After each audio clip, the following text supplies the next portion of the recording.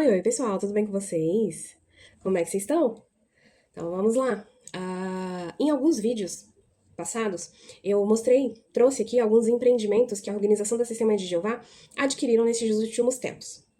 Mas eu acredito que o maior empreendimento construído pela Organização das Testemunhas de Jeová, com certeza, é Bet Sarim, traduzido do hebraico, Casa dos Príncipes.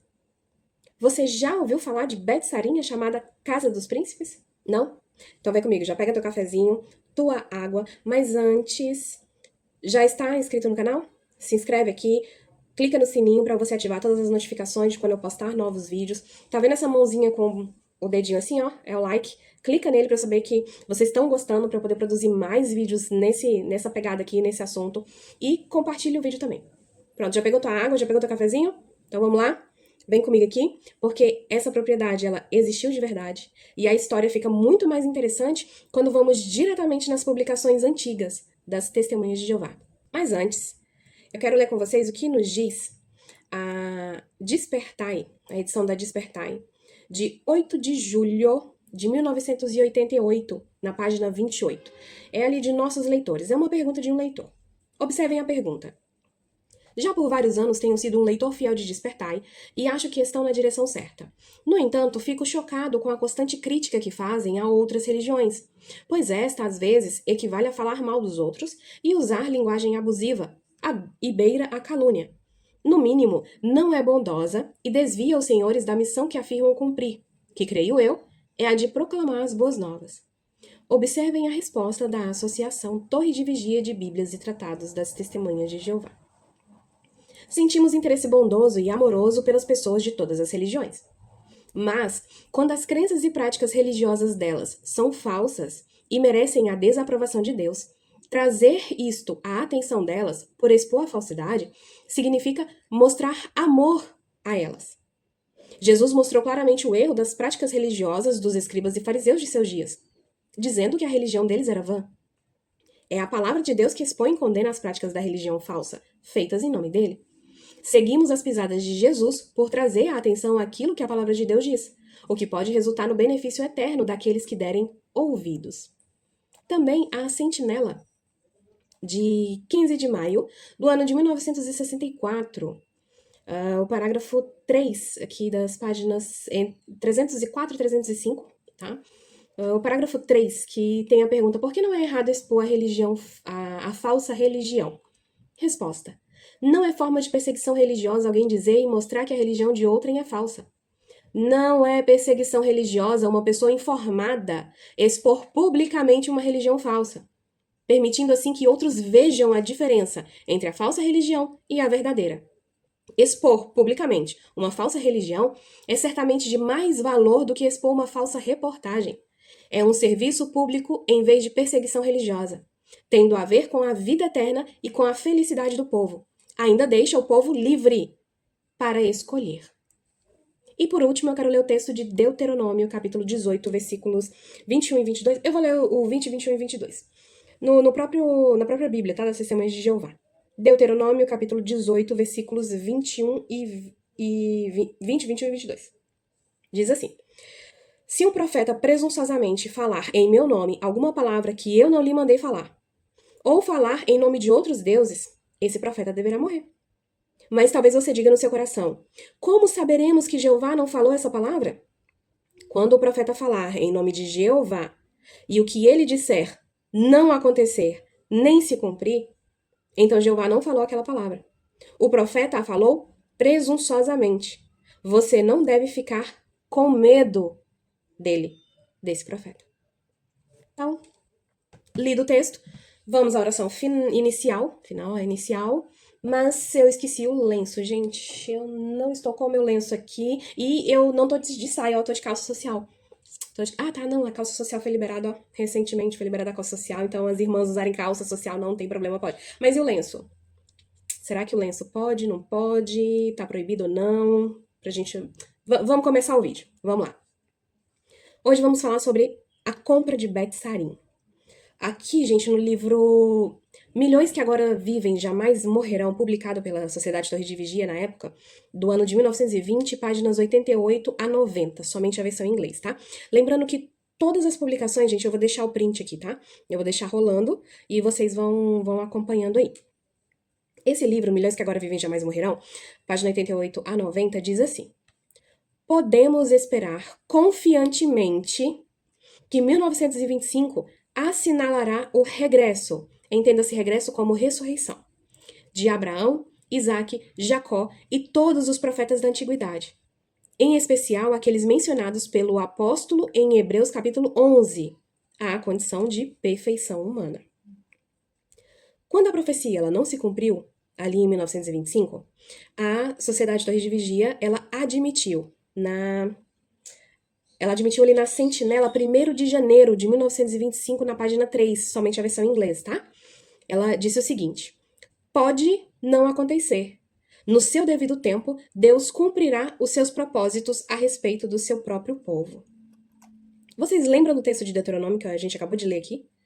Ele diz que se a profecia falhar, é algo que o Senhor não falou.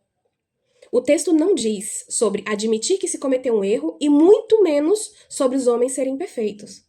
O texto de Deuteronômio não disse isso.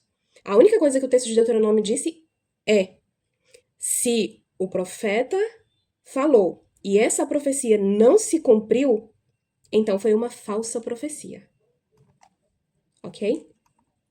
E apesar ali das previsões de 1914 e 1925 não terem acontecido, o então presidente, que era chamado, né, na época como juiz Rutherford, ele continuou ensinando a todos que a ressurreição terrestre estava próxima.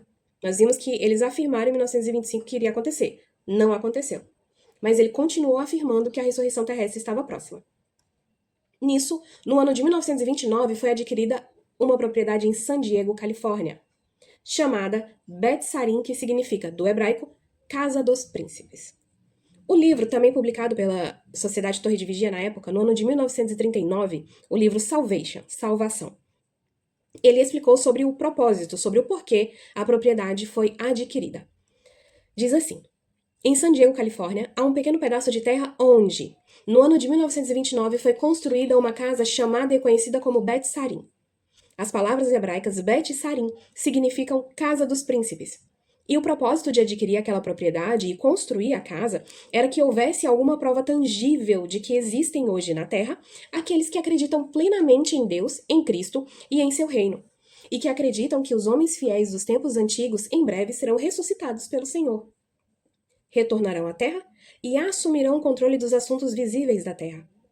O título de propriedade de Bet Sarim está sob custódia da Sociedade Torre de Vigia de Bíblias e Tratados, para ser usado atualmente pelo presidente da sociedade e seus assistentes, e posteriormente ficar para sempre à disposição dos mencionados príncipes na Terra. Embora os incrédulos tenham zombado disso e falado de maneira depreciativa sobre ela, ainda assim ela permanece ali como um testemunho ao nome de Jeová. E quando os príncipes retornarem e alguns deles ocuparem a propriedade, isso será uma confirmação da fé e da esperança que motivaram a construção de Bet Sarim. Ou seja, segundo a própria publicação, a casa seria colocada à disposição dos príncipes ressuscitados descritos ali no capítulo 11 de Hebreus. E quem deveria tomar posse de Bet Sarim? A revista, na época, Golden Age, a Idade de Ouro, hoje conhecida como Despertai, a edição de 19 de março de 1930, ela publicou a escritura da propriedade de Bet Sarim. Olha o que ela diz, eu vou deixar aqui o print, tá, em inglês, e vou ler traduzido para vocês. Tanto o outorgante quanto o outorgado estão plenamente convencidos, com base no testemunho da Bíblia, que é a palavra de Jeová Deus, e em evidências adicionais, de que o reino de Deus está agora em processo de estabelecimento e que isso resultará em benefícios para os povos da terra. Que o poder e a autoridade e governantes serão invisíveis aos homens, mas que o reino de Deus terá representantes visíveis na terra, que cuidarão dos assuntos das nações, sob a supervisão do governante invisível Cristo.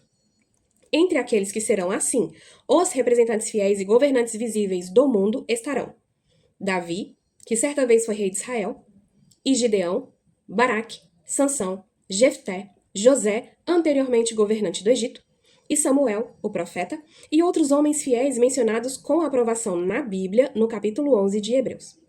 A Watchtower, Sociedade Torre de Vigia de Bíblias e Tratados, deverá manter esse título perpetuamente, sob custódia, para uso de qualquer um ou de todos os homens acima mencionados como representantes do reino de Deus na terra. E tais homens terão posse e uso da propriedade aqui descrita, conforme julgarem ser do melhor interesse para a obra na qual estão envolvidos. Qualquer pessoa que apareça para tomar posse dessas instalações deverá primeiro provar e identificar-se perante os oficiais apropriados dessa sociedade como sendo a pessoa ou pessoas descritas no capítulo 11 de Hebreus e nesta escritura. Aqui a gente chega num ponto muito curioso dessa história. A escritura de Bet-Sarim dizia que a sociedade ela manteria a propriedade perpetuamente sob custódia para aqueles homens. E quem aparecesse para tomar posse ali deveria primeiro provar e identificar-se como sendo uma das pessoas descritas em Hebreus capítulo 11. Então ali Abraão deveria provar que era Abraão, José deveria provar que era José, para poder tomar posse ali de Bet-Sarim. Agora vem outra pergunta. Por que San Diego? Eu vou deixar para vocês a edição da revista The Message, do ano de 1931. Essa publicação The Message é uma publicação homônima à Sentinela, tá? É uma publicação ali em paralelo com a Sentinela. E nessa publicação teve um artigo sobre Bet-Sarim, acompanhado ali de algumas fotografias interessantes, incluindo uma de Rutherford sentado diante da lareira. A explicação que a The Message trouxe, The Message mensageiro.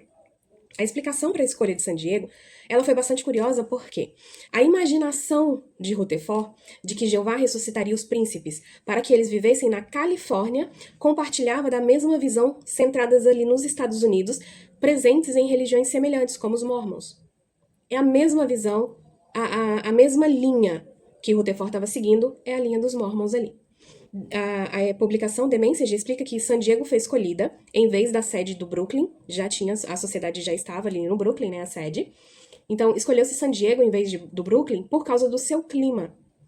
O clima é o mesmo que o da Palestina, lá em San Diego. O local é plantado com tamareiras e palmeiras, que seriam paisagens familiares e agradáveis para esses homens, para Abraão, para Jacó, para José, para Davi. O contexto do artigo aqui da revista, eu procurei resumir, tá? Não vou traduzir ali palavra por palavra em português, mas procurar resumir aqui para vocês. O título, né? Bet-Sarim, a casa de que muito se fala em San Diego. O texto, como eu já mencionei, traz ali bastante fotos e detalhes da mansão no estilo espanhol, construída ali na Califórnia. A justificativa para a construção daquela casa. A revista vem explicando que a propriedade, cujo nome em hebraico significa Casa dos Príncipes, ela foi construída sob a liderança do, então, ele era chamado de juiz, tá? Juiz Joseph Rutherford. A crença oficial da época era que os patriarcas bíblicos do Antigo Testamento, né, Abraão, Isaac, Jacó, Moisés, Davi, ressuscitariam a qualquer momento na Terra e usariam aquela casa como base governamental. E o uso real dela. Enquanto os profetas não voltavam, o artigo justificava que Rutherford, que tinha sérios problemas de saúde na época, né, apenas um pulmão dele funcionava, ele utilizaria o clima ameno de San Diego para trabalhar na escritura de suas obras. Já o destino de Bet-Sarim. Após a morte de Rutherford, na própria mansão de Bet-Sarim, no ano de 1942, e diante do fato de que aquela profecia sobre a ressurreição imediata desses patriarcas não se cumpriu, não se concretizou, a liderança da organização mudou totalmente a sua interpretação das doutrinas e, de forma bem discreta, vendeu Bet-Sarim. Agora, a parte fundamental. Bet-Sarim foi vendida. E isso aconteceu mesmo a escritura, a documentação da casa falar que a propriedade ficaria perpetuamente e para sempre à disposição dos príncipes. Tem a edição da Sentinela, de 15 de dezembro de 1947, ela explicou essa venda. O parágrafo diz o seguinte: ela, a casa, havia cumprido plenamente seu propósito e agora estava apenas servindo como um monumento bastante caro de manter. Nossa fé no retorno dos homens dos tempos antigos, a quem o Rei Cristo Jesus fará príncipes em toda a terra, e não apenas na Califórnia. Baseia-se não naquela casa, Bet-Sarim, mas na palavra de Deus que contém a promessa. Ou seja, a explicação posterior foi que Bet-Sarim havia já cumprido seu propósito, e ela se tornou um monumento ali, uma casa cara demais para se manter.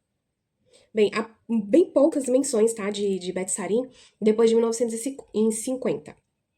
Em um artigo A Sentinela, de 1992, ela é mencionada na história de vida de Sandra Cohen, Ela relata ali, ó, muitas vezes pregávamos perto de Bet Sarim, onde o presidente enfermo da Sociedade Torre de Vigia, irmão Rutherford, havia passado os invernos antes de sua morte em 1942. Visitávamos regularmente o local e jantávamos com os servos de tempo integral que estavam ali. Rutherford e Bet Sarim, gente. A própria publicação da organização, o Proclamadores. Toda testemunha de Jeová, que está aqui, gente, principalmente as que estão aqui, toda testemunha de Jeová que se diz ser testemunha de Jeová, ela deve ter lido e estudado o livro Proclamadores de capa a capa. Se você tá aqui, você não leu, você que é testemunha de Jeová e tá vendo esse meu vídeo agora, e você não leu o livro Proclamadores de capa a capa, tá complicado pra você, hein? Tá meio complicadinho. Porque o livro Proclamadores, ele apresenta Bet Sarim, fazendo parecer que ela foi adquirida principalmente pela saúde de Rutherford. Ali no livro Proclamadores, eu vou deixar pra vocês, não mostra o real objetivo de Bet Sarim. Olha o que nos diz ali na página 76.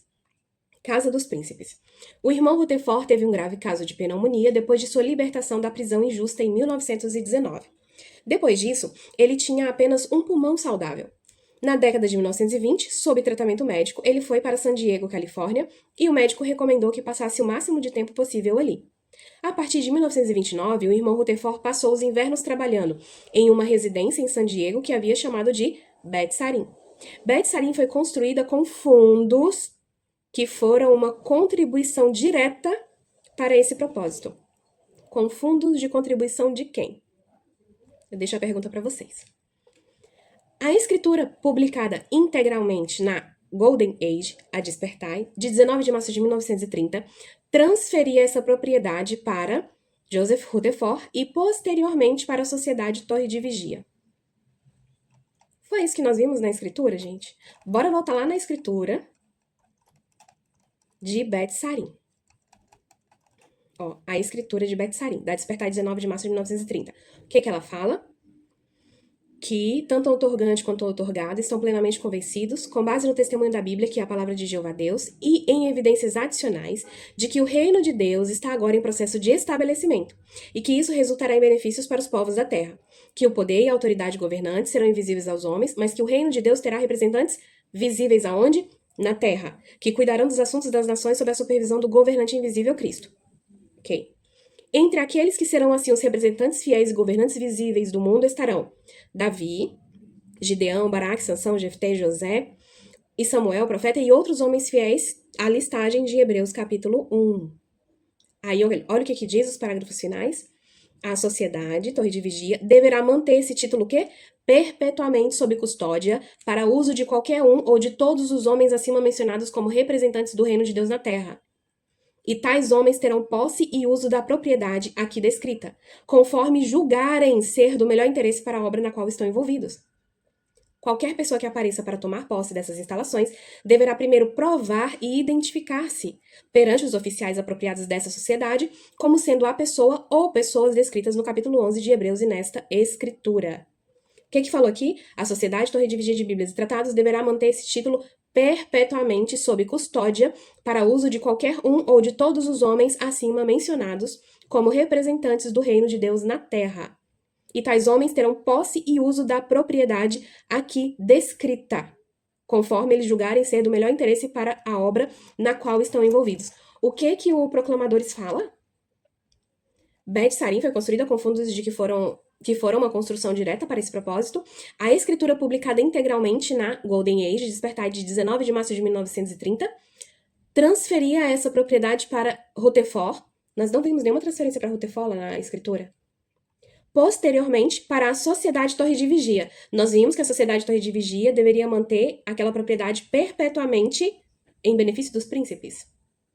Então, pra gente que não pesquisa a fundo, que só se baseia nas próprias publicações, olha as contradições, os erros e as mentiras expostas aqui. Continuando. Então, aqui, Rutherford, ele passava os verões dele na Europa e os invernos em Bet Sarim, por causa do clima. Durante ali a Grande Depressão dos Estados Unidos, ele adquiriu ainda 2 Cadillacs de luxo, né, para facilitar a sua locomoção ali na localidade.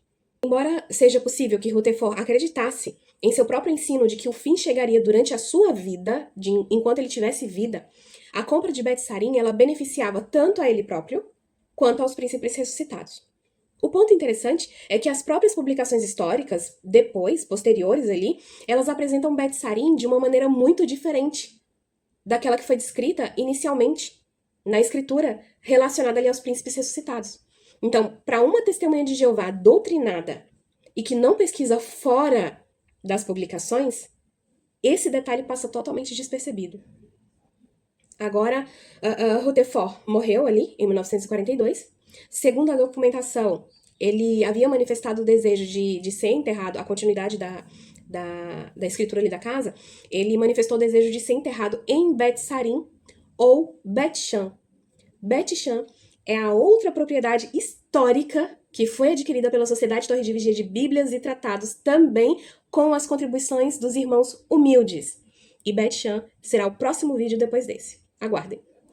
Então, depois da morte de Rutherford, Nathan Knorr e a Sociedade Torre de Vigia chegaram a recorrer à justiça em uma tentativa ali de conseguir enterrar Rutherford em Bet Sarim.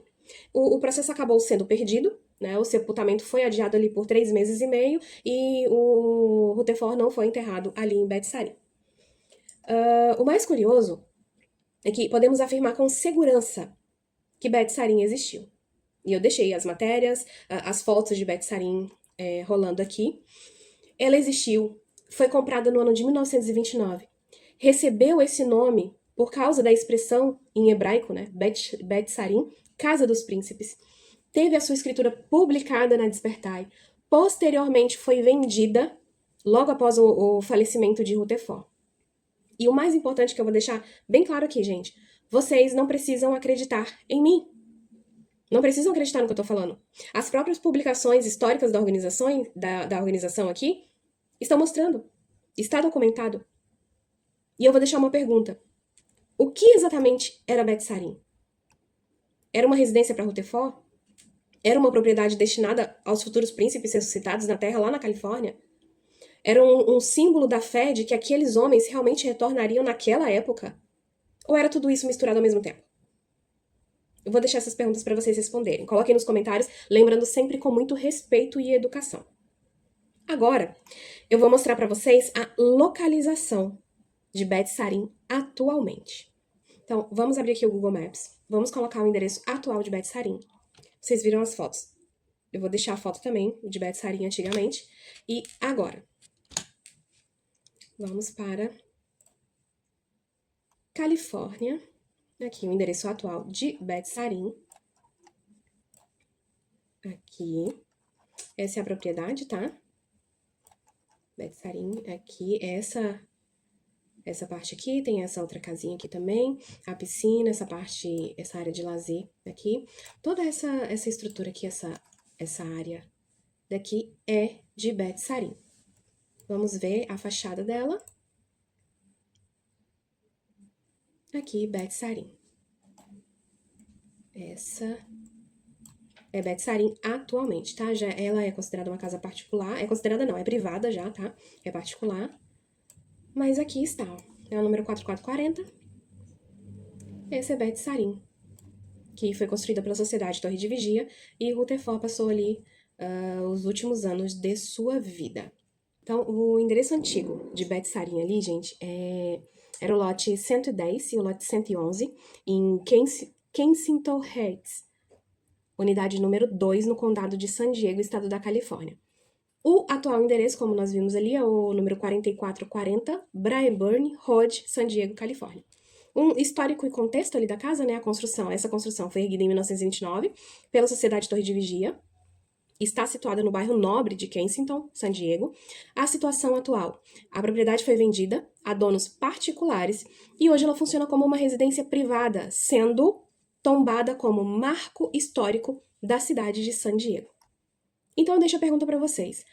Vocês já tinham ouvido falar de Bet Sarim? Conheciam Bet Sarim? O que vocês acharam desse vídeo e de conhecer um pouquinho mais da mansão preparada para receber os príncipes ressuscitados naquela época?